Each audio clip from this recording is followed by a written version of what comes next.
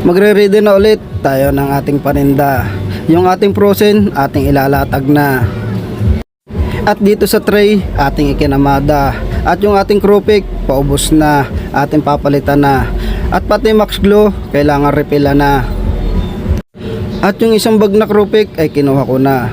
Lalagyan natin ng presyo para di na magtanong pa. Pati gatas at Milo ay aking ginupit na. Para sa ating display, hindi na pumitas pa. Para pag may bumili, basta na lang kukuha. Pati kape ay isinama ko na.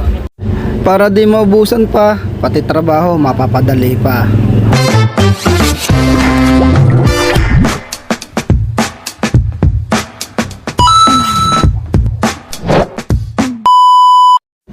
Oras na naman ng ating pagde-display sa labas.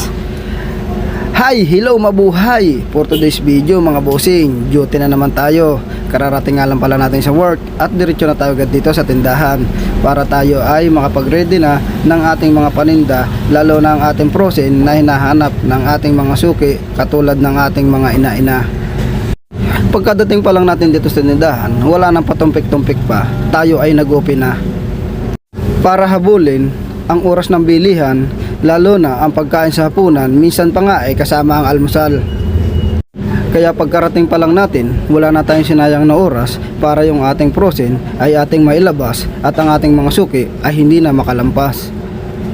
At dito nga, sa tray ay aking ikinamada para inyo pong makita at para po makapili na. At kung napapansin nyo po, wala na po tayong salami at balone, naubos na. Kaya humihingi po ako ng paumanhin. Pero wag po kayong mag-alala, tayo po ay naka-order na. Hindi ko lang po alam kung kailan darating, baka po mamaya or bukas ay dumating na. Krupik at Max Glow, kailangan refill na. Kaya yung isang bag, kinuha ko na. Nilagyan ko na rin ng presyo para di na magtanong pa. Pati kape ay dinisplay ko na, isinabit na para na rin makita. Pati gupitin ay isinabay ko na. Gatas at Milo, aking sinimula na. Para pag may bumili, basta iaabot pa. At sa ating display, hindi na tayo pipitas pa. Magana ang trabaho, mapapabilis pa.